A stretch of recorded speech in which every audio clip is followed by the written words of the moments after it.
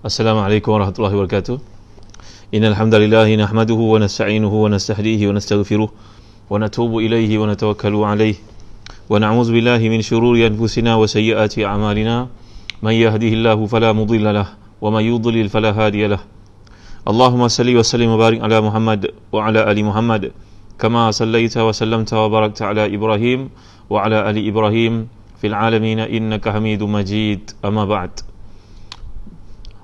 Sesahabat para penonton yang dimiliki kasihan, Ustaz Fairul Samit, Fatimah Syamsuddin, Zamzuri, Wan Rusada, Noliza, Idrus, top fan kita, Ummu Aisyah, Mak Fauzi Saleh, Ya Abdullah, Ummu Aisyah, Muhammad Hasfani, dan semua tuan-tuan perempuan yang hadir pada malam yang mulia ni. Wahai Talib, Waalaikumsalam warahmatullahi wabarakatuh. Syarina Mak Saleh. Renungan kita pada malam ni daripada kuliah tafsir berkenaan dengan ayat yang ke-58 hingga ke-59 daripada surah Al-Isra', iaitu firman Allah Subhanahu wa taala, a'udzubillahi minasyaitonir rajim, wa in min qaryatin illa nahnu muhlikuha qabla yaumil qiyamati aw mu'adzibuha 'adzaban shadida kana dzalika fil kitabi mastura. وما منعنا أن نرسل بالآيات إلا أن كذب بها الأولون وآتينا ثمود الناقة مبصرة فظلموا بها وما نرسل بالآيات إلا تخويفا. صدق الله العظيم. Kalau tuan-tuan ada tafsir Ibn Kathir jilid yang kelima, tolong rujuk pada muka surat 354 hingga 355. Jilid kelima, muka surat 354 dan seterusnya. Maksudnya tidak ada satu negeri pun yang durhaka penduduknya melainkan kami membinasakannya sebelum hari kiamat, dan kami azab penduduknya dengan azab yang keras. Yang demikian itu telah tertulis dalam kitab Lauh Mahfuz. Dan sekali-kali tidak ada yang menghalang kami untuk mengirimkan kepadamu tanda-tanda kekuasaan kami, melainkan kerana tanda-tanda itu telah didustakan oleh orang-orang yang terdahulu. Dan telah kami berikan kepada Thamud unta betina sebagai mukjizat yang dapat dilihat, tetapi mereka menganiaya unta betina itu, dan kami tidak memberi tanda-tanda itu melainkan untuk menakuti. Baik tuan-tuan yang rahmati dan dikasihi, semalam kita ada bincang berkaitan dengan tawassul, iaitu Allah gambarkan golongan yang disembah oleh orang Arab dahulu zaman jahiliah, iaitu menyembah jin sebagai contohnya. Kalau orang Yahudi, mereka menganggap Uzair itu anak kepada Allah, dan orang Kristian menganggapkan Isa itu anak kepada Allah Subhanahu wa taala. Dan telah pun saya jelaskan kebatilan dakwah ataupun klaim mereka itu, kerana kalau Allah memerlukan kepada anak, itu menandakan ia lemah, menandakan Tuhan lemah. Itu hasyalillah, itu memang tidak masuk akal tuan-tuan yang dimiliki kasihan, ditolak dari sudut logik sifat yang perlu ada kepada zat ketuhanan. Yang kedua, kata para ulama berkaitan dengan ilmu akidah, kalau Tuhan memiliki anak, maka tentulah anak-anak itu akan diberi keutamaan banding dengan manusia yang lain. Kerana itu adat, bila orang memiliki anak, tentulah anaknya menjadi keutamaan. Jadi perkara ini menunjukkan kepada kebatilan. Yang ketiga, kalau menunjukkan Allah perlu kepada anak, itu menandakan Allah tidak mampu buat satu benda lalu dia perlu penyokongnya. Macam kita bila dah sampai ke satu tahap, kita merasakan nak anak-anak kita mungkin mewarisi harta kita, mungkin perniagaan kita dan sebagainya. Maka ketiga-tiga bukti ini adalah dalil logik yang difahami walaupun oleh orang tak sekolah pun. Anak-anak di peringkat sekolah tadika sekalipun memahami kalau Tuhan memerlukan kepada anak, itu menandakan ia lemah, tuan-tuan dimuliakan Allah sekalian. Jadi telah kita bincangkan juga perkataan wasilah ni juga berkaitan dengan tawassul. Dan saya pernah cerita pada tuan-tuan pada kuliah-kuliah yang terdahulu bagaimana orang-orang saleh ketika mereka mengalami situasi tertekan, kesempitan, terhimpit dengan kesusahan, mereka bertawassul dengan amal-amal saleh yang mereka lakukan. Pernah saya ceritakan kepada tuan-tuan, tidak perlu kita ulang balik semula. Kalau tuan-tuan ada peluang, tuan-tuan boleh lihatlah dalam Facebook kuliah-kuliah tafsir yang pernah saya sampaikan sebelum ni, dan YouTube pun ada, alhamdulillah. Tuan-tuan ada peluang boleh rujuk dalam YouTube official Ustaz Zahazan Muhammad, TV Ustaz Zahazan Muhammad official, ada menceritakan perkara-perkara berkaitan dengan isu yang telah kita bincangkan ni tuan-tuan. Dan saya mengucapkan terima kasih kepada Zahazan Travel kerana penajaan kuliah kita biasa pada malam ni. Jadi dalam ayat ini kalau kita lihat tuan-tuan, Allah menggunakan memberitahu kepada kita bahawa dia telah memutuskan dan melaksanakan apa yang ditetap di sisinya di Lauh Mahfuz. Jadi dalam hadis berkaitan dengan ketetapan Allah ni, Allah telah menjelaskan dalam hadis kursi yang kita semua baca, bahawa rufi'atil aqlam wa jaffatis suhuf. Berarti catatan di sisi Allah dalam Lauh Mahfuz itu telah pun tamat dan tidak boleh diubah lagi, dan telah kering pun pena sebagai pen, makna menunjukkan kepada kita segala ketetapan di sisi Allah itu telah pun berada daripada qadim, daripada Lauh Mahfuz, daripada azali lagi, segalanya telah ditetapkan oleh Allah SWT. Cuma kita yang tidak tahu ketetapan Allah itu, wajiblah berusaha, kerana dengan usaha kita, wa anna sa'yakum sawfa yura, kerja yang kita lakukan itu merupakan sebahagian daripada ibadah di sisi Allah, dan kita pun memohon apa-apa yang terbaik di sisi Allah untuk kita dapat. Kita menjaga silaturahim sebagai contohnya untuk panjang umur. Man arada yusatalahu fi rizqi wa yunsa'alahu fi athari falyasil rahimah. Dalam hadis sahih riwayat Nasa'i, bahawa Nabi bersabda, kalau siapa nak rezekinya murah dan umurnya panjang dalam kebaikan, maka hendaklah dia menjaga silaturahim. Ajal telah ditetapkan oleh Allah, tetapi bila kita tidak tahu, kita patutlah mencari peluang untuk umur yang ditetapkan Allah itu dikurniakan kelebihan supaya kita dapat menambah ketaatan kepadanya. Jadi segala-galanya telah ditetapkan oleh Allah SWT, dan kita telah belajar dalam ayat yang terdahulu bahawa dalam konteks ini Allah menggunakan nahnu. Tapi kalau bersifat rezeki, kalau ia bersifat qada dan qadar, Allah menggunakan dhamir singular, iaitu merujuk kepada mufrad, keesaan Allah SWT. Kerana dalam perkara-perkara sedemikian tidak ada siapa pun yang boleh campur tangan ketetapan Allah. Tapi dalam bab menurunkan azab, ini Allah SWT melakukannya bersama dengan para malaikat. Jadi ada keterlibatan daripada hamba-hambanya, makhluk-makhluknya yang lain untuk perkara-perkara berkaitan dengan turunnya azab. Sebagai contohnya, itu sebab kalau kita belajar bahasa Arab, wa in min qaryatin illa nahnu muhlikuha, kami itu bukan bererti kita mensyirikkan Allah. Allah itu bersifat berbilang-bilang. Itu tidak ada siapa pun yang berkata demikian, melainkan orang yang jahil bahasa Arab sahaja, tuan-tuan, yang akan mengatakan demikian. Jadi konteks penggunaan plural di sini adalah merujuk kepada tindakan ataupun proses turunnya azab itu dilakukan oleh Allah Subhanahu Wa Taala, dan Allah telah merintahkan para malaikatnya untuk menjalankan perkara tersebut. Sebagai contohnya, pernah kita bincangkan dahulu tentang turunnya azab kepada kaum Nabi Lut. Jadi malaikat-malaikat datang untuk menebalikkan permukaan bumi, itu telah kita pelajari sebagai contohnya. Demikian juga dalam ayat-ayat berkaitan azab yang lain. Jadi hal ini disebabkan dosa-dosa dan kesalahan mereka, sebagaimana yang difirmankan oleh Allah SWT dalam surah Hud ayat ke-11, wa ma zalamnahum walakin zalamu anfusahum. Kami tidak pernah menzalimi mereka, mereka sendirilah yang menzalimi diri mereka sendiri. Ini menceritakan tentang azab Allah yang turun kepada sesuatu umat sebelum daripada umat Nabi Muhammad sallallahu alaihi wasallam. Kemudian ayat ke-9, wa ma mana'ana an nursila bil ayati illa an kadzdzaba bihal awwalun. Dan sekali-kali tidak ada yang menghalang kami untuk mengirimkan kepadamu tanda-tanda kekuasaan kami, melainkan kerana tanda-tanda itu telah didustakan oleh orang terdahulu. Wa ataina thamudan naqatan mubsiratan fadhalamu biha wa ma nursilu bil ayati illa takhwifa. Dan telah kami berikan kepada Thamud unta betina sebagai mukjizat yang dapat dilihat, tapi mereka menganiaya unta betina itu, dan kami tidak memberi tanda-tanda itu melainkan untuk menakut-nakutkan. Tuan-tuan boleh rujuk dalam tafsir Ibn Kathir yang ada di tangan tuan-tuan pada muka surat 355 ni, ya, tafsir Ibn Kathir yang warna biru ni. Jadi Imam Ahmad meriwayatkan daripada Ibn Abbas radhiyallahu anhuma berkata, penduduk Mekah pernah minta kepada Nabi agar menjadikan Bukit Safa itu zahab, emas, serta menyingkirkan gunung ganang sehingga mereka dapat melihat bumi Hijaz itu menjadi subur macam bumi Urdun, macam bumi Jordan, macam bumi Syria, macam bumi Palestin, Lebanon dan sebagainya, yang mana orang-orang Arab Quraisy datang berdagang ke situ, mereka melihat kesuburannya, sungai-sungainya.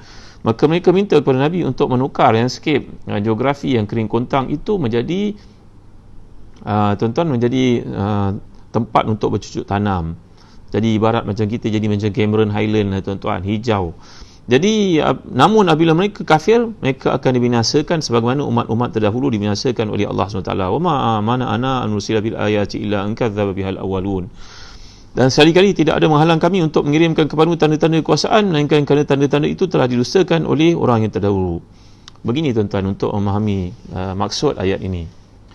Ada ketikanya bila kita bercakap dengan anak-anak, kita kena memujuk. Memujuk berarti kita pujuk dia. Anak nak makan ubat contohnya. Kita kata pada dia, nak demam ni bahaya. Nanti kalau kena demam waktu malam, abah pula tak boleh tidur malam. Kalau tak, nanti kena injekkan sesuatu daripada bahagian belakangmu, nanti kena masukkan ubat. Kalau tengah malam panas, nak kena bawa hospital dan tak mudah untuk cari ambulan contohnya. Jadi kita pujuk tuan-tuan dimuliakan Allah sekalian. Tapi ada kalanya kalau orang ni telah dewasa, dia tak perlu dipujuk lagi. Kita terangkan kepada dia, dia akan faham implikasi tidak makan ubat itu, ini komplikasi-komplikasi yang akan berlaku. Jadi sepatutnya orang-orang Arab yang ada di Mekah, yang melihat keliling mereka bagai-bagai bukti, tanda yang telah Allah jadikan. Di Jordan sebagai contohnya ada Laut Mati yang pernah kita bincangkan. Di utara sebenarnya tanah Arab, kalau mereka nak pergi berdagang ke Syria, mereka lalu ke Tabuk, mereka akan tahu tempat di mana kaum Nabi Saleh pernah dibinasakan oleh Allah SWT, yang Allah ceritakan banyak perkara berkaitan dengan Nabi Saleh ini. Dalam Qasasul Anbiya oleh Al-Imam Ibn Kathir menceritakan bahawa Thamud ini adalah satu kabilah yang terkenal, diambil daripada nama datuk mereka yang bernama Thamud, iaitu saudara kepada Judais. Mereka ni adalah bangsa Arab Aribah dan juga Musta'rabah. Kalau kita belajar bahasa Arab dari sudut hadarahnya, orang Arab ni ada berapa kabilah, daripada Adnan, daripada Qahtan dan sebagainya. Jadi mereka ni duduk di tempat-tempat yang terdapat di antara Hijaz dan juga Tabuk. Jaraknya dari Madinah menuju ke Tabuk ni lebih kurang 500 km tuan-tuan di Malaysia. Alhamdulillah, di Zazan Travel kami kalau pergi buat umrah, kami bawa jemaah untuk pergi ke sana untuk melihat kesan-kesan yang ada di sana. Kita tak digalakkan untuk berlama-lama kat sana lah, untuk tidur di hotel-hotel mewah kat situ, tak. Kita datang hanya untuk melihat, kerana Nabi SAW mengajar kita untuk pergi ke tempat-tempat seperti itu, seperti yang kita dapat lihat dalam hadis-hadis. Nabi SAW mengajar kita, kalau kita masuk ke tempat-tempat yang pernah diturunkan oleh Allah azab ini, baginda SAW telah pun menyatakan bahawa masuk dalam keadaan bakin atau mutabakin. Kalau kamu masuk ke tempat-tempat yang pernah diturunkan Allah azab ini, jangan pergi lama-lama. Bahkan Nabi SAW pernah menyuruh para sahabat ketika mereka lalu di kawasan tersebut supaya menyegerakan perjalanan mereka. Dan ada sahabat yang mengambil air di tempat kaum Nabi Saleh dulu binasakan, dan ada setengah tempat mengatakan tahdi, dan tempat itulah merupakan tempat unta Nabi Saleh pernah minum daripadanya. Mereka ambil untuk membuat roti, maka Nabi minta supaya diberi makan kepada unta saja roti itu, tidak layak untuk mereka makan. Ini dalam kisah perjalanan Nabi, para sahabat menuju ke Tabuk untuk menakut-nakutkan tentera Rom di sempadan semenanjung tanah Arab itu dengan kuasa besar dunia pada masa itu, kerajaan Rom. Cerita ni panjang tuan-tuan. Saya nak bawa kepada tuan-tuan, dalam Quran ada banyak kisah tentang perkara ni. Nanti ada kesempatan. Dahulu alhamdulillah pernah saya tafsirkan perkara ni dalam surah Al-A'raf, menceritakan tentang kaum Thamud ini. Dan nanti kalau ada peluang saya akan tafsirkan kepada tuan-tuan. Doalah moga sihat tuan-tuan ya, sihat, ada kesempatan nak kena membaca juga daripada surah Hud yang Allah ceritakan juga panjang lebar tentang kaum Thamud ini. Kenapa kaum Thamud ini diberi penekanan oleh Allah dalam surah Al-Isra tuan-tuan? Kerana ia merupakan satu mental readiness, preparation untuk Nabi sampai ke Madinah. Di Madinah nanti Nabi akan berjumpa dengan golongan Yahudi. Yahudi ini merupakan golongan terpelajar. Tapi dalam kitab Taurat, kata Imam Ibn Kathir, tak ada pun cerita tentang kaum Ad dengan kaum Thamud. Tak ada cerita. Kerana kita tahu kabilah Bani Israel, mereka dengan orang Arab adalah sepupu sebenarnya, daripada datuk yang sama. Saya selalu cerita benda ni kepada tuan-tuan, iaitu Nabi Ibrahim punya beberapa orang isteri. Daripada isteri yang namanya Hajar lahirlah masyarakat Arab. Arab keturunan Nabi Adnani ni tuan-tuan. Dan dari Nabi Ishaq, iaitu daripada isterinya yang pertama namanya Sarah, lahirlah Bani Israel. Jadi mereka ni merupakan abnaul a'mam. Mereka ni sepupu sebenarnya. Orang Arab dengan orang Yahudi itu sepupu. Jadi orang Yahudi memang mereka punya sifat apa kita nak panggil ya, dia punya ikatan kekeluargaan itu sangat kuat. Dia benci kepada orang selain daripada Bani Israel, walaupun itu datuk nenek moyang mereka sama, iaitu Nabi Ibrahim juga. Jadi Allah tidak menceritakan dalam kitab Taurat kisah tentang Ad dan juga Samud, kerana mereka ini adalah masyarakat Arab yang tak digemari oleh orang Yahudi. Jadi Bila Nabi sampai ke Madinah kelak, Nabi akan jumpa dengan orang Yahudi yang mendakwa mereka punya bahan bacaan yang borderless, yang tak ada sempadan, mereka tahu macam-macam. Tiba-tiba nanti bila Nabi cerita tentang Ad Thamud, mereka pun ternganga. Mereka ingat mereka tahu sangat ke? Mereka tahu ada tempat yang pernah binasakan oleh Allah itu, tapi mereka tidak ada rujukan. Kerana dalam Taurat tidak menceritakan lanjut, bahkan menceritakan sikit saja untuk mereka tahu azab ini, dan Islam mendahului mereka. Dan orang Yahudi nanti bila Nabi sampai ke Madinah, orang-orang Arab akan menceritakan perkara seperti ini, barulah mereka tahu Arab itu bukannya ummi, bukannya illiterate, bukannya bahalul. Maaf saya tuan-tuan, bahasa saya tuan bahasa orang Melaka, bukannya bodoh seperti yang disangka oleh orang Yahudi. Jadi ini ilah, kata Al-Imam Ibn Kathir, dan ilah ini wajih, ilah ini wajihah, dia ada asas dia. Bila Imam Ibn Kathir mengatakan bahawa aku melihat dalam ayat ini munasabahnya, keserasiannya dalam ayat ini, susunan Allah bawa cerita tentang Thamud, kerana orang-orang Yahudi yang ada di Madinah mereka tidak tahu tentang Thamud, mereka tak tahu tentang Ad. Jadi bila Allah bawa kepada orang-orang Islam dalam Al-Quran kisah ini, membuktikan bahawa apa yang terdapat dalam Quran itu lebih tepat, lebih jelas, lebih hebat daripada kitab yang mereka banggakan, yang telah pun mereka pesongkan sebelum itu sebenarnya. Jadi kalau kita baca kisah tentang kaum Thamud ni tuan-tuan, tempat ini pernah dilalui oleh Nabi ketika perjalanan bersama para sahabat ke Tabuk. Dulu saya ada cerita sikit dalam surat Taubah. Di IKIM dulu pun pernah saya tafsirkan surat Taubah, kisah tentang 3 orang sahabat Nabi yang terketinggalan dalam perang Tabuk, dan perkara yang berkaitan dengan kedudukan geografi bumi ini. Kalau tuan-tuan ada peluang, kami menceritakan tentang strategi perang Nabi ini dalam buku bertajuk Ensiklopedia Perangan Rasulullah SAW, yang telah pun dikarang oleh Syekh, guru saya, sahabat saya, Ustaz Ahmad Adnan Fadil Hafizahullah. Beliau menulis buku ni mengkaji lebih daripada 10 tahun untuk mengajar kita strategi peperangan Rasulullah SAW. Jadi dalam kisah yang dikemukakan oleh Quran tentang kaum Thamud, jadi Allah mengutuskan kepada kaum Thamud yang hebat ini, yang physically kuat, outstanding, mereka punya kehebatan fizikal itu. Jadi Allah telah mengutuskan kepada mereka Nabi Saleh.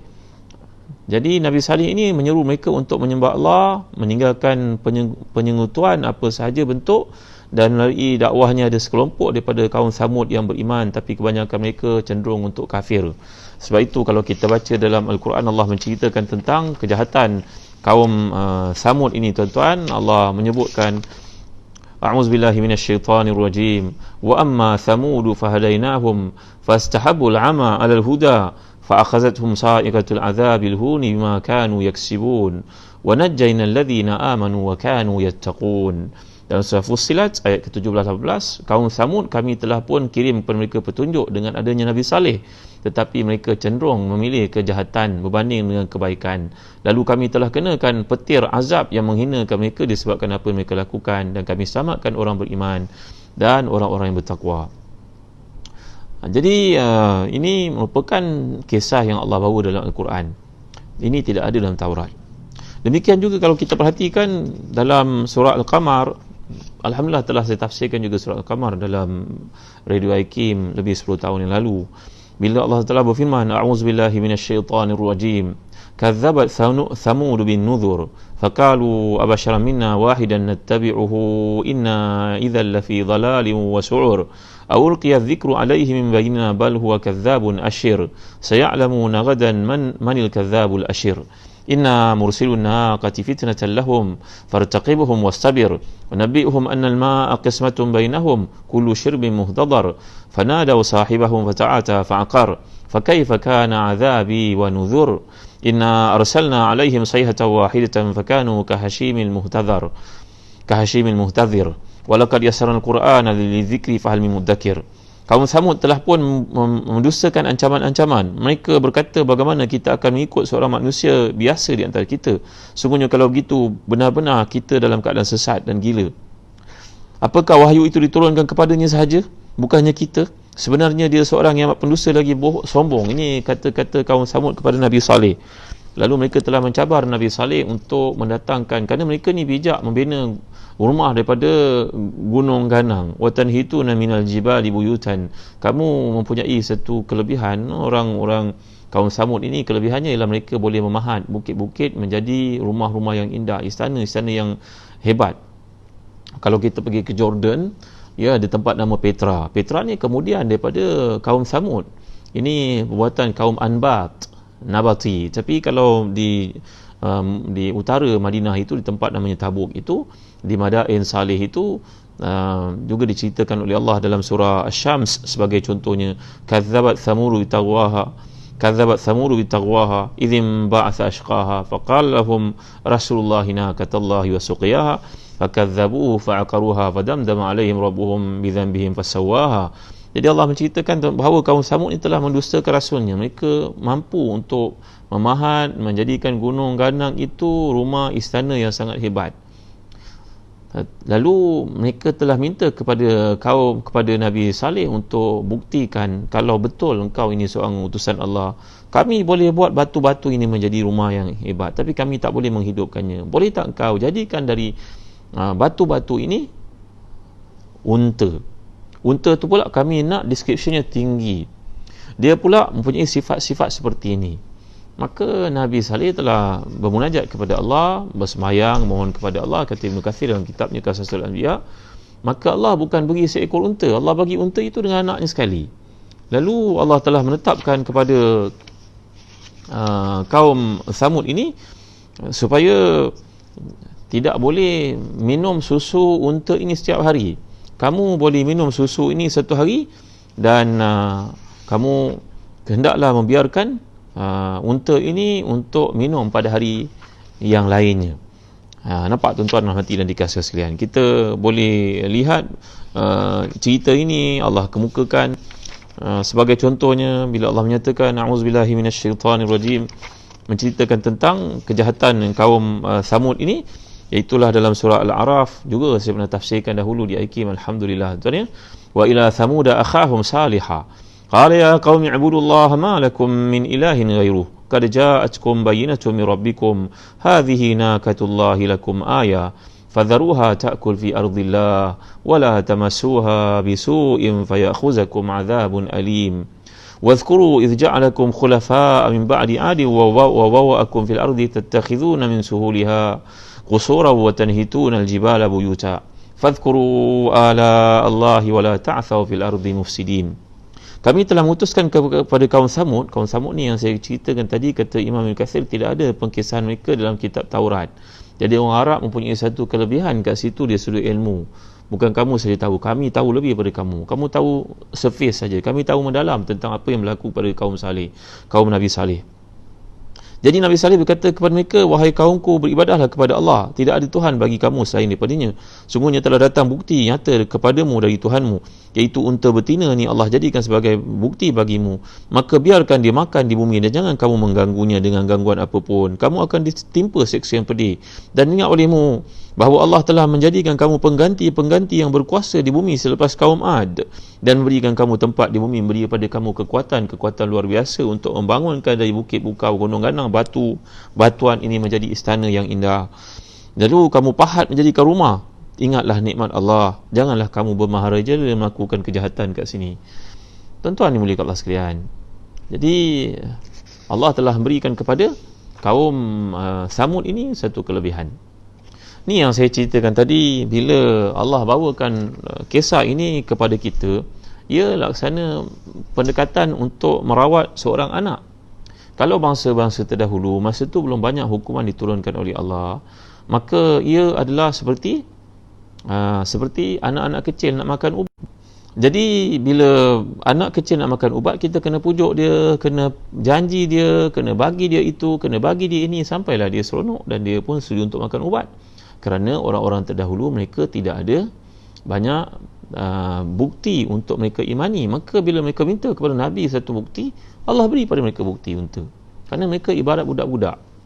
Tapi bila orang Arab yang hidup kurun-kurun terakhir sebelum berlakunya kiamat, Nabi Muhammad, Nabi SAW, Nabi terakhir yang diutuskan oleh Allah, tidak ada Nabi lagi selepas baginda SAW, maka tentulah bukti-bukti dah banyak. Jadi umpamanya manusia itu dia peradaban, dia dah jadi orang dewasa, Maka bila dia minta bukti macam kanak-kanak, macam orang terdahulu untuk jadikan bukit Uhud itu emas, ataupun jadikan bukit Safa itu emas, menjadikan kawasan landscape yang kontang di Hijaz itu, di Mekah itu tempat yang subur macam bumi Jordan dengan sungai yang mengalir dan senang untuk mereka bertanam, bercucuk, menternak dan sebagainya. Ini tidak diperlukan lagi kerana dah banyak bukti yang mereka boleh lihat. Itu umpama yang boleh tuan-tuan fahami kan. Bila mereka minta kepada Nabi kita SAW untuk pembuktian perkara ini, maka Allah beri amaran kepada mereka dalam ayat yang sedang kita baca di sini tuan-tuan. Iaitulah bila Allah SWT menyatakan, wa in min qaryatin illa nahnu muhlikuha qabla yaumil qiyamati aw mu'azzibuha azaban shadida kana dhalika fil kitabi mastura wa ma mana'ana an nursila bil ayati illa an kadzdzaba biha al awwalun wa atayna thamuda an-naqata mubsiratan fadhalamu biha wa ma nursilu bil ayati illa takhwifa. Kalau kami buat seperti mana yang kamu minta, kamu engkar sahaja, kami akan kenakan kepada kamu azabul istisal. Bahasa Arab sebut azabul istisal ni tuan-tuan, kata para ulama tafsir. Kalau kamu minta dan kami penuhi, bukit Safa itu menjadi emas macam kamu minta, baru kamu nak beriman. Tiba-tiba bila kami dah jadikan ia emas, kamu tidak beriman, memang kami akan hancurkan kamu sekaligus, semua sekali. Tapi itu tidak berlaku, kerana umat ini sepatutnya, umat manusia pada zaman itu telah matang dengan pembuktian yang bagai-bagai. Datuk nenek moyang mereka membawakan perkissahan kemusnahan yang berlaku kepada umat terdahulu macam Ad dan juga Samud. Sepatutnya mereka matang, mereka lekal-lekal beriman, mereka lekal-lekal mengikuti syariat Nabi Muhammad SAW, kerana ia adalah kesinambungan daripada syariat Nabi Ibrahim. Jadi ayat ini mengingatkan mereka jangan sekali-kali mencabar Nabi SAW, kerana kalau kamu minta dan Allah penuhi, azab itu akan datang dalam keadaan istisal. Istisal ni berarti satu azab yang berarti seolah-olah macam pokok itu dicabut daripada akar-akar tunjangnya, memang tak ada beri ruang dan peluang langsung. Kamu nak tak benda itu berlaku? Jadi orang-orang Arab pada masa itu bila mendengar saja cerita Nabi ini terhadap musibah, azab yang pernah berlaku kepada golongan yang menentang Nabi-Nabi terdahulu, mereka menjadi gerun, mereka takut, mereka menjadi gentar. Kerana apa yang dimaksudkan oleh ayat ini adalah satu peringatan tegas kepada golongan musyrikin Quraisy Arab yang menentang Nabi kita SAW, supaya jangan mempersoalkan apa sahaja yang Allah katakan, ikut sahaja, jangan banyak cakap. Kerana kamu boleh melihat kesan-kesan musibah, azab yang pernah diturunkan kepada umat terdahulu itu banyak di hadapan kamu. Contohnya di Madain Saleh, di kawasan sebelum sampai ke bumi Syam, di Tabuk itu, yang kamu selalu lalu kawasan itu, kamu lihat kesan-kesan bangunan tinggalkan. Dan pada hari ini manusia menemui berbagai-bagai lagi kesan bandar lama di berbagai-bagai tempat, yang mana tempat tersebut telah dibinasakan oleh Allah. Jadi dalam ayat ini, waman rusubil ayati ila takhwifa, kami tidak beri tanda-tanda itu melainkan untuk menakut-nakutkan kamu. Takhwif ini tuan-tuan, kata Imam Qatadah dalam tafsir Ibn Kathir, tuan-tuan rujuk pada muka surat 356, mengatakan bahawa Allah membuat manusia takut dengan berikan tanda-tanda yang dikehendakinya supaya mereka mengambil pengajaran. Itu sebab bila berlakunya gerhana matahari, gerhana bulan, kita dituntut untuk melakukan sembahyang sunat gerhana. Dalam hadis yang dikemukakan di sini, inna syamsa wal qamara ayatani min ayatillah wa innahuma la yankasifani li mauti ahadin wala li hayatihi walakin Allah azza wa jalla yukhawifu bihima ibadahu fa idza ra'aytum zalika fafza'u ila zikrihi wa du'aihi wa istighfarihi summa qala ya ummata Muhammad wallahi ma ahadun aghyaru min Allahi an yazni abduhu aw tazni amatuhu ya ummata Muhammad wallahi law ta'lamuna ma alam la dhahikum qalilan wa la bakaitum katsira. Sungguhnya matahari dan bulan merupakan dua makhluk daripada tanda-tanda kekuasaan Allah. Keduanya berlaku gerhana bukan disebabkan mati seseorang yang kamu pandang, kamu sanjung, kamu muliakan, tetapi berlakunya gerhana matahari dan bulan sebagai menunjukkan ia boleh berlaku pertemuan, dan pertemuan yang lebih dahsyat daripada itu hingga menyebabkan bumi ini musnah. Jadi itu amaran daripada Tuhan kamu supaya kamu kembali kepadanya. Dengan sebab itu bila kamu melihat saja berlaku gerhana bulan, gerhana matahari, maka lekas-lekaslah kamu pergi menunaikan salat, iaitu salat sunat gerhana matahari atau bulan. Kerana Allah ini sifatnya sangat cemburu. Cemburunya Allah ini kalau dibandingkan, nak bagi mudah faham, bayangkan tuan-tuan hati dan dikasihi sekalian, kalaulah seseorang itu melihat isterinya berzina, La samahallah, la qadarallah. Na'uzubillah, tuan-tuan rahmati dan dikasihi sekalian. Zaman manusia boleh melakukan maksiat dengan berbagai cara pada hari ini. Saya pernah ajar pada tuan-tuan, anjur kepada tuan bacalah doa banyak-banyak tuan-tuan ni. Allahumma fir dhanbahu wa tahhir qalbahu wa hassin farjahu. Dulu kita mentafsirkan ayat ke-31 surah Al-Isra ni, iaitu doa supaya kita terpelihara daripada melakukan zina, kan, anak perempuan kita, anak lelaki kita. Allahumma fir dhanbahu wa tahhir qalbahu wa hassin farjahu, kan. Ingat lagi doa ni. Allahumma fir dhanbahu tahhir qalbahu wa hassin farjahu. Ambil tangan, letak di dada, mohon kepada Allah perlindungan daripada musibah akhir zaman. Manusia melakukan buatan-buatan haram ini terang-terangan tanpa sedikit perasaan malu, boleh mengiklankan di sana sini, boleh ajak orang pula terlibat untuk melakukannya. Apa nak buat tuan-tuan? Maka dalam hadis peringatan Nabi SAW di sini berkaitan dengan takhwif ini, unsur takhwif iaitu menakut-nakutkan. Sebenarnya banyak perkara yang Allah kirimkan kepada kita sebagai tanda menakut-nakutkan kita. Tsunami dalam abad ke-20 yang semua di kalangan kita pun tahu tentang peristiwa berlaku ni lebih 10 tahun lalu. Ada yang dah pergi pun ke Aceh. Ya, kalau tuan-tuan ada peluang untuk pergi ke Aceh, kami pun di dalam travel pun ada bawa pergi ke sana. Perjalanan kita bukan setakat perjalanan hiburan, tapi ada tarbiyah, ada pengisian, ada tafsiran. Kita belajar tafsir surah Al-Mulk dalam perjalanan ke sana tuan-tuan ya. Jadi Allah mengirimkan perkara-perkara ini membuktikan kepada kekuasaannya. Dan di Amerika pun pernah berlaku banjir besar. Negara China yang sangat maju itu, sangat makmur itu pun berlaku banjir-banjir yang sangat menakutkan. Di India sebagai contohnya, kuasa nuklear, berlaku kemarau, mereka pun tak boleh nak ramal. Ini adalah tanda-tanda yang Allah kirim untuk menakut-nakutkan. Kerana Allah ini sangat cemburu, lebih cemburu daripada seseorang kita yang melihat anak-anaknya ataupun isterinya ataupun suaminya ataupun orang-orang yang dia sayangi, kalau dulu disebut sebagai hamba dalam konteks hadis ini, melakukan zina. Tentulah seorang itu akan marah, kan tuan-tuan. Kalau contoh diberikan kepada kita, kita majikan, ada pekerja kita buat kerja part time dengan orang, ambil gaji daripada kita, dia pakai kenderaan kita, tapi dia pergi servis orang lain. Kita buka van-nya, lorinya, kita jumpa barang orang lain. Macam mana kau ni, apa kau buat? Kau makan gaji dengan saya, dengan aku, kau pergi buat kerja orang lain? Boleh tuan-tuan begitu? Kan? Pada ini semua orang dalam keadaan serba tak cukup, datang ke office, tak payahlah buat kerja orang lain. Ini contoh teguran, kan. Kadang tanpa perasaan malu pergi buka, explore internet itu untuk buat perniagaan. Then buat apa kamu datang makan gaji kat saya kalau kamu buat benda lain?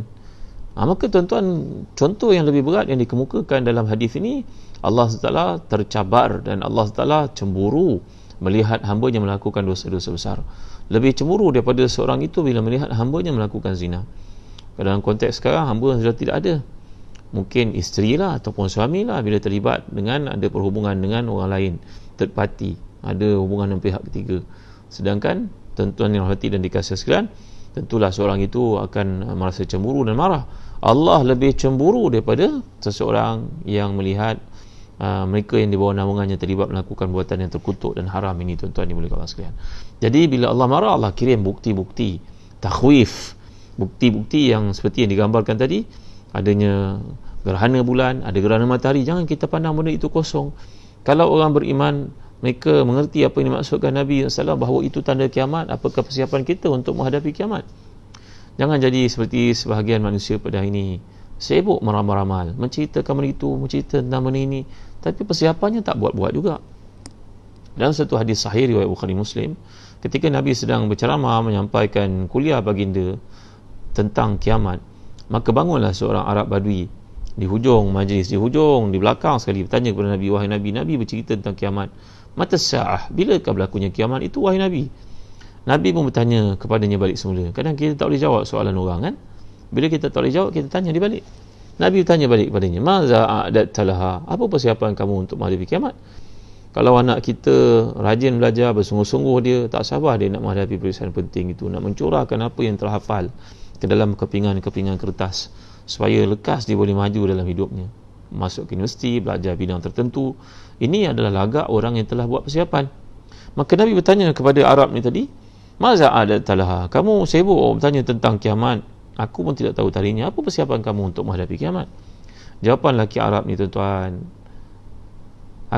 wahai Rasulullah, saya tidak ada apa persiapan pun, cuma saya cinta kepada Tuhan, saya cinta kepada Rasulullah. Maka Rasul menjawab, almar'u ma'a man ahab, orang itu akan berada bersama dengan orang yang dicintainya. Kalau kat dunia kita cinta kepada ibu bapa kita, insya-Allah kita akan berada bersama ibu bapa kita dalam syurga. Kalau kita cinta kepada guru-guru yang saleh, salihah, kerana ilmunya, kerana takwanya, kerana ilmu yang dicurahkan kepada kita, insya-Allah kita akan berada bersama mereka dalam naungan rahmat Allah di akhirat kelak. Kalau kita ni suka menjaga anak yatim dan tidak mengambil kesempatan terhadap mereka seperti yang telah kita bincangkan sebelum ini, wa taqrabu mal yatim illa billati ahsan, maka kita akan bersama dengan Rasulullah ditunjukkan seperti ini. Ana wa kafilul aitami kahataini. Aku di akhirat bersama dengan penjagaan yatim macam ni. Jadi ini jalan untuk mendapat kedudukan maqam yang tinggi di sisi Allah SWT. Cintalah orang yang saleh, cintalah orang yang baik-baik, cintalah orang yang menganjurkan kebaikan. Maka jawapan Rasulullah kepada lelaki Arab Badui ini yang begitu berani bertanya kepada Rasulullah bilakah hari kiamat, Nabi menjawab padanya, apa persiapan kamu menghadapinya? Tanya meninggalkan jawapan dan bertanya soalan adalah merupakan jawapan. Tarkul jawab yang ala soali jawab. Meninggalkan jawapan pada benda yang kita tidak tahu dan menanyanya semula, itu tanda kita memberikan jawapan lah. Maka Nabi bertanya kepadanya, sekarang kamu bertanya kepada aku bila kiamat? Aku bertanya balik padamu, apa persiapan kamu untuk menghadapinya? Maka dia berkata, saya mencintai Allah dan Rasulnya. Jawapan Nabi SAW, Al-mar'u ma'aman ahab. Orang itu akan berada bersama dengan orang yang dicintainya. Maka tuan-tuan hati dan dikasihkan, ini adalah penjelasan terhadap isu berkaitan dengan gerhana bulan, gerhana matahari. Ia merupakan tanda-tanda kuasaan Allah dan Allah melakukannya, menjadikan fenomena ini berulang-ulang dari tanda kiamat, tuan-tuan, bahawa sebagaimana ia boleh bertembung waktu perjalanannya sehingga cahaya satu tidak dapat dilihat, maka ia juga mampu bertembung sekaligus, tuan-tuan. Itu adalah satu amaran daripada Allah Taala. Ini satu bab takhwif namanya. Takhwif berarti menakut-nakutkan. Tujuan Allah menakut-nakutkan apa? Supaya hamba itu, manusia itu ingat dan kembali ke pangkal jalan. Macam semalam kita belajar tentang bentuk-bentuk musibah yang berlaku kepada seorang hamba. Ada musibah namanya musibatul qasam, ada musibah bernama musibatul rada', ada musibah bernama musibatul ad-dafa', ada musibah berarti musibah al-kashaf. Saya dah bincang kepada tuan-tuan kan. Jadi peringkat pertama, bila manusia yang lalai, Allah kirim satu tanda. Contohnya dia sakit, dia lakukan maksiat berterusan, dia tak peduli kepada larangan amar nahi munkar, melakukan maksiat, maka Allah kirim dia sakit, kena dia satu penyakit. Maka dia pun sedar, Allah dah kirim tanda ini, aku kena berhenti. Kalau dia degil juga, maka hukuman yang berikutnya akan datang. Tapi ada orang beriman, amalannya tak seberapa, maka Allah kirimkan kepadanya penyakit, contohnya kematian, contohnya penipuan orang terhadapnya. Dengan sebab itu dia membangun malam, memunajat kepada Allah, kerana Allah nak dia naik tarafkan ke tahap yang berikutnya, level berikutnya, tapi dia tidak mempersiapkan dirinya. Padahal dia layak, senioritinya sudah sampai, keikhlasannya ada, tapi kesungguhannya belum. Maka sebab itulah Allah mengenakan kepadanya, dipanggil musibatul dafa', satu-satu musibah. Kalau para anbiya namanya musibatul kashf, seperti yang berlaku kepada Nabi Yunus, dimakan ikan, ditelan ikan, yang berlaku kepada Nabi Ayub, timbul penyakit, Nabi Ibrahim dan sebagainya, telah saya ceritakan kepada tuan-tuan yang dirahmati dan dikasihi Allah sekalian. Jadi bila Allah bawakan kisah ini kepada orang beriman, Allah highlightkan satu isu. Contohnya dalam kes kaum Samud tadi telah saya ceritakan kepada tuan-tuan, kerana ayat ini adalah satu persiapan Nabi untuk berdepan dengan golongan Yahudi yang banyak tipu hilangnya. Maka Nabi telah pun dibekalkan oleh Allah Taala dengan maklumat yang solid untuk berdepan dengan mereka. Dan banyak lagi kisah yang dikemukakan oleh Imam Ibn Kathir dalam Qasasul Anbiya, tuan-tuan, ceritakan tentang azab yang dikenakan oleh Allah kepada kaum Nabi Samud ini, kaum Nabi Salih ini, kaum Samud ini. Jadi ini adalah satu peringatan kepada orang Arab dan kepada orang Yahudi, supaya mereka berjaga-jaga dengan amaran dan peringatan daripada Nabi kita Muhammad sallallahu alaihi wasallam. Banyak kisah daripada surah-surah, contohnya yang saya telah sebut kepada tuan-tuan, surah Al-A'raf, panjang ayat menceritakan tentang Samud ini, daripada ayat ke-73 wa ila samuda akhahum salihah sampailah kepada ayat 79 fatawalla anhum wa qala ya qaumi laqad ablagtukum risalat rabbi wa nasahtu lakum walakin la tuhibbun an-nasihin. sampai kepada ayat bahawa Nabi Saleh berkata kepada mereka, aku telah menyampaikan amanah Tuhanku dan aku telah beri nasihat kepadamu, tapi kamu tidak menyukai orang yang menasihat.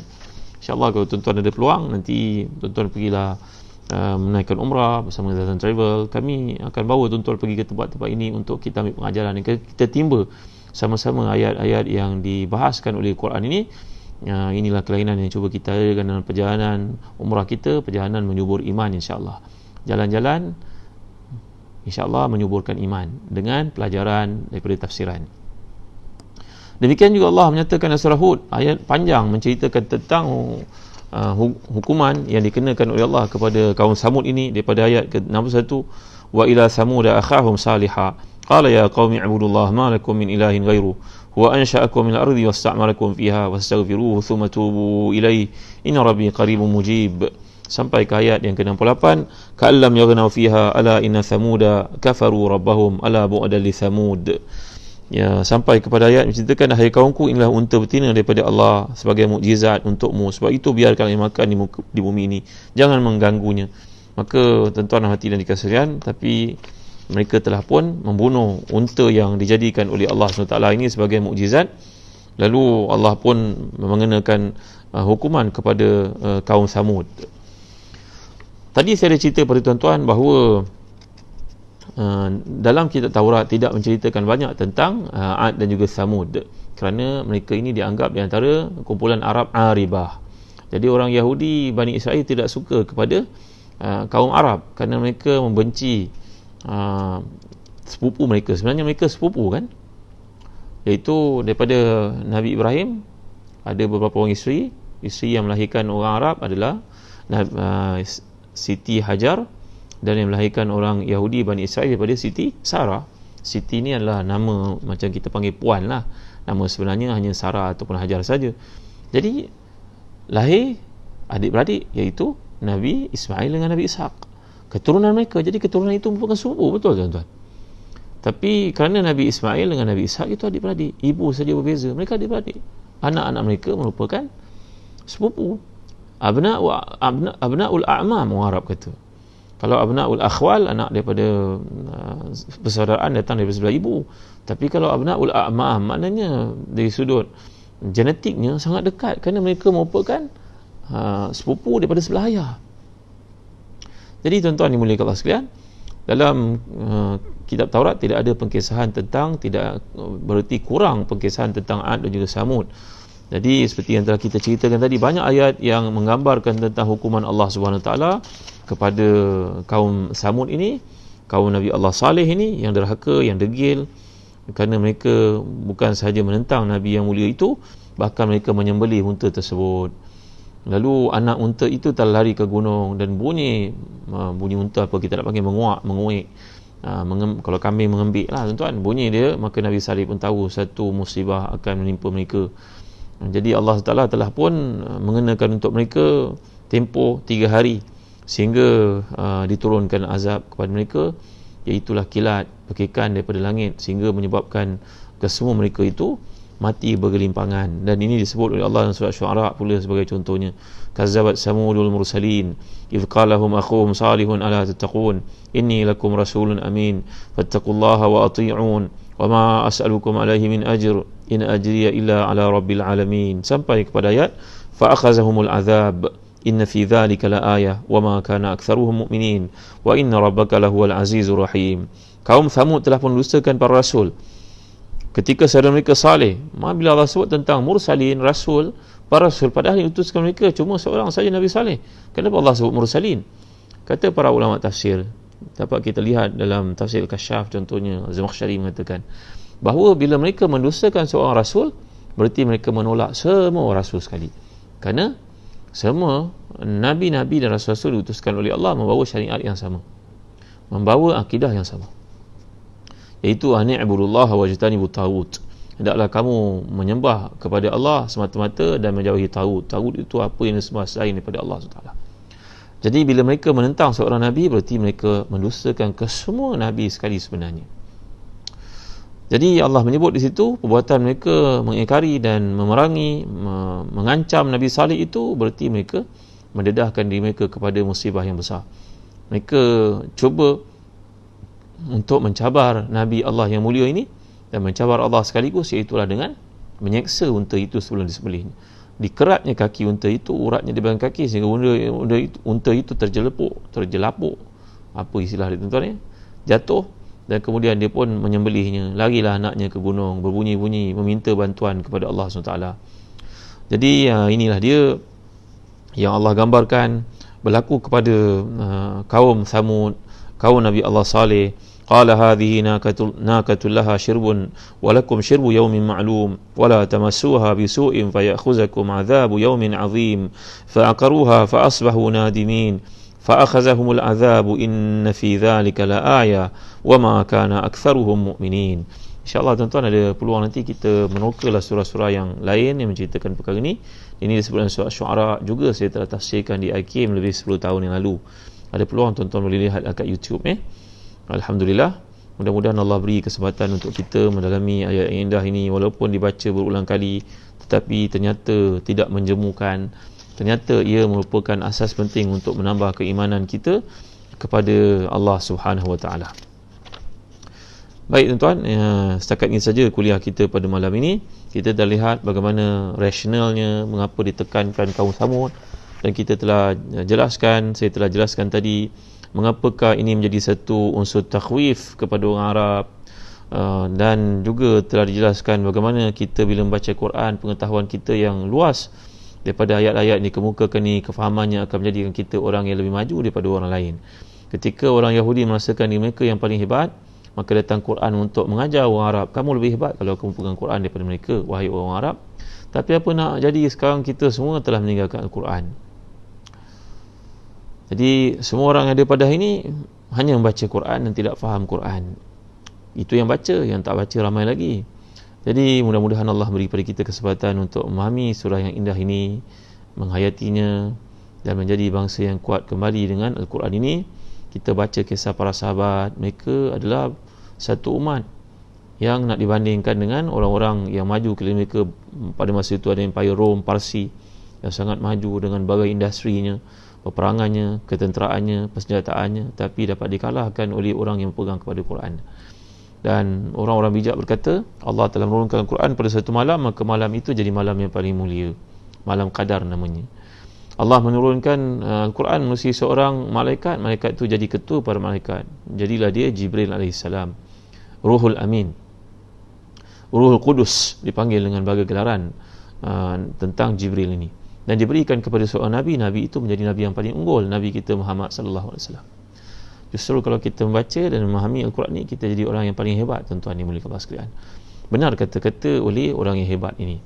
Jadi mudah-mudahan Allah memberkati kita, beri kefahaman kepada kita, beri kekuatan untuk mengamalkan ayat-ayat ini, memahaminya dan berpegang teguh kepadanya. Walaupun pada hari ini manusia ada berbagai-bagai tafsiran kepada Quran, mungkin dibacakan waktu orang mati semata-mata, mungkin yang bila dengan Quran ini saja pada bulan Ramadan, tapi kita berpegang teguh dengannya dan bacanya setiap hari, menghayatinya, mengamalkannya dalam kehidupan kita. Jadi tuan-tuan hati dan dikasih sekalian, banyaklah berdoa kepada Allah. Allahumma inni ala zikrika wa syukrika wa husni ibadatik. Ya Allah, bantulah aku untuk mengingatimu, bersyukur padamu, membaiki amal salihku tanpa henti-henti kepadamu. Inilah doa yang diajar oleh Nabi SAW kepada para sahabat seperti Muaz bin Jabal radhiyallahu an. Mudah-mudahan Allah beri kekuatan kepada kita, beri kesempatan kepada kita, walau kesibukannya bagaimana sekalipun, kita masih mempunyai peluang untuk membaca Al-Quran setiap hari. Jadi setakat itu saja dulu renungan kita pada malam ni. InsyaAllah pada esok kita akan masuk ayat ke-60. Tuan-tuan jangan lupa, ibu ayah, guru-guru yang dimuliakan Allah sekalian, jangan lupa untuk melihat di Facebook, di website www.telagabiru.net.my untuk pengisian buku-buku pelajaran untuk anak-anak kita musim PKP ni. Anak-anak SPM dengan SCPM saja yang kembali ke sekolah kan, yang lain apa dibuat kat rumah. InsyaAllah kami di Telaga Biru berusaha untuk bekerjasama dengan tuan-tuan adanya bahan-bahan pemberitaan bersifat education, bukan saja dalam bidang syariah, bahasa Arab, malahan kami juga menerbitkan buku-buku maths, English, science, berbagai-bagai tingkatan 1 sampai tingkatan 5, darjah 1 sampai darjah 6. Jadi untuk IPSR, PT3, SPM, tolonglah ambil kesempatan untuk melihat buku-buku terbitan Telaga Biru, sampai-sampai kepada orang klinik kita yang mungkin selama ni tak tahu bahawa Telaga Biru turut menerbitkan buku-buku education. Jadi buku-buku ni disediakan oleh guru-guru pakar, jurulatih utama kebangsaan, jurulatih utama peringkat negeri, guru cemerlang. Jadi raikanlah buku-buku yang tulis ni. Saya ucap terima kasih atas sokongan tuan-tuan.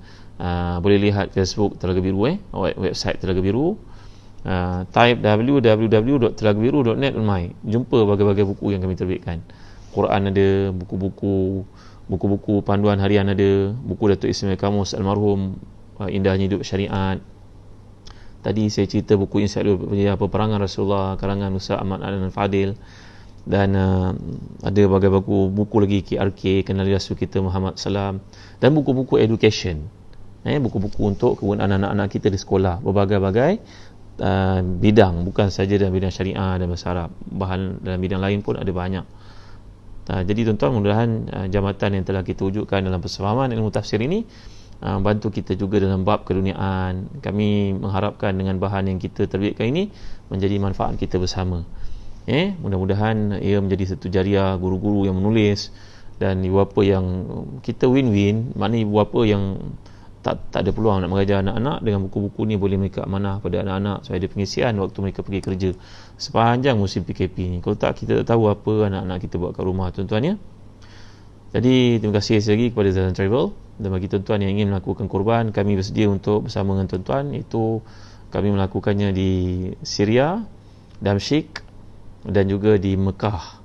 Jadi bagi tuan-tuan yang minat boleh dapatkan maklumat lanjut daripada Ustaz Faiz Mukhtar. Mudah-mudahan Ustaz Faiz ada masuk pada malam ni, ada bersama kita, boleh ber-WhatsApp dengan beliau, dan kita bersedia untuk memenuhi bantuan bekerjasama dengan tuan-tuan untuk keluarga kita, saudara-saudara Islam kita yang sedang terseksa di Syria. Mereka tak ada pekerjaan, gaji mereka tak cukup, nak beli ayam seekor pun tak mampu, tuan-tuan. Harga barang sangat mahal. Jadi kita cuba untuk membantu mereka dengan menyediakan makanan untuk mereka menjelang Idul Adha nanti dengan ibadah korban. Dan kalau tuan-tuan nak buat akikah pun kami terima. Cuma di Syria tidak banyak pilihan, tidak ada unta, tidak ada lembu, yang ada cuma kambing biri-biri saja, kharuf namanya, besar kambingnya, tuan-tuan.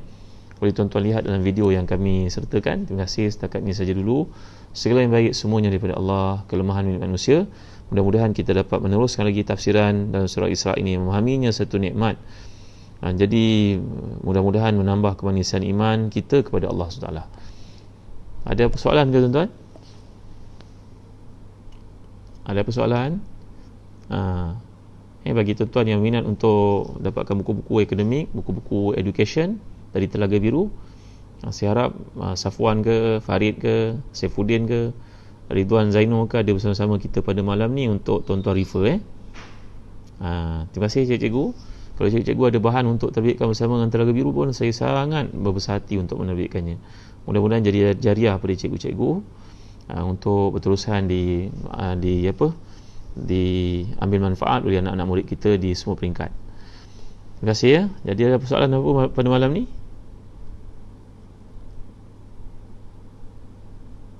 Cikgu Zainab bin Haji Fatur Rahman, binti Haji Fatur Rahman, Hamidi Hussein, Pertini Muhammad, Haja Hamidah, Nuraini Ishak, Kasut Cantik, Tok Fen, Lina Zakaria, Hafizah Jazuri, Ismail Ahmad Nurdin, Haja Hairun Ishak.